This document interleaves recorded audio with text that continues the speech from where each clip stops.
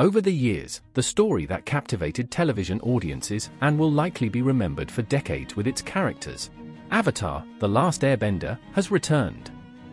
It started in 2005, spanning 3 seasons and attracting adult viewers with its animated series. This time, it has been reborn under the wings of Netflix, featuring real actors. If you wonder how auspicious this rebirth was, here is a bit of a mixed review. When Netflix first announced the live-action Avatar series, the exciting news was that the original creators would be involved in the show. However, a few years ago, due to creative disagreements, Michael Dante DiMartino and Brian Konietzko left the project, dampening our hopes. Albert Kim, taking on the role of the sole showrunner, raised questions about how well he could handle it. Finally, Netflix introduced us to Avatar: The Last Airbender. Unfortunately, the departure of the 2 names from the project proved the initial concerns right. Avatar tells us the beloved story once again. Ozai, the Fire Nation leader, wages a great war to dominate everything, believing that he, not the Avatar, is the one to bring balance to the world. Meanwhile, young Sokka and his sister Katara, from the Water Tribe, unknowingly awaken the new Avatar who has been in a century-long slumber, initiating a grand adventure. Avatar: The Last Airbender is a visually impressive production with solid investments in visual effects, sets, and costumes, bringing this universe to life. However, the weakness lies in the storytelling.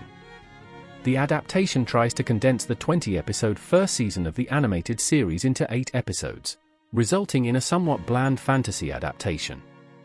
The series starts with an average opening episode, quickly informing us about the Fire Nation's genocide and Ozai's ruthless rule. Zuko, driven by his father's cruelty and an insatiable desire for power, is the most convincing character in the adaptation, despite having a slightly simpler background story than in the animation.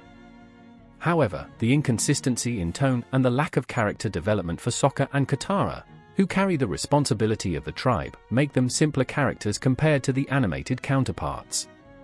The investment in the extensive background of the Avatar pays off a bit, but due to the inconsistent tone, it's challenging to get a clear sense of the characters.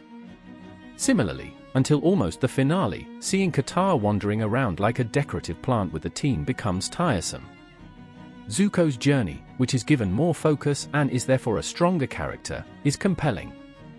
The conflict within him, torn between becoming the person his father wants and determining his own identity, adds depth. The portrayal by Dallas Liu as Iroh, and Paul Sun-Young Lee's similarity to the animated character receive praise.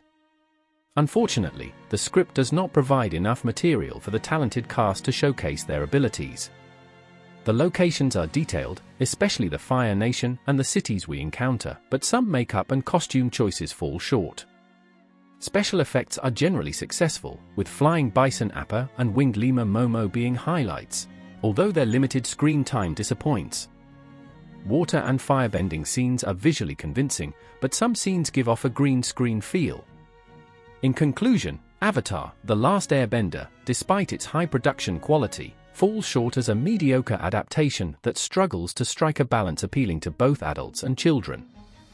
It reminds us of a long-discussed truth in the industry: studios should perhaps give creative teams more freedom to create new stories instead of squeezing complex narratives into a few episodes, due to budget constraints. Otherwise, identity-less productions will leave both young and adult viewers unsatisfied. This marks the end of another video. Don't forget to follow us on our website and social media channels for more news and reviews.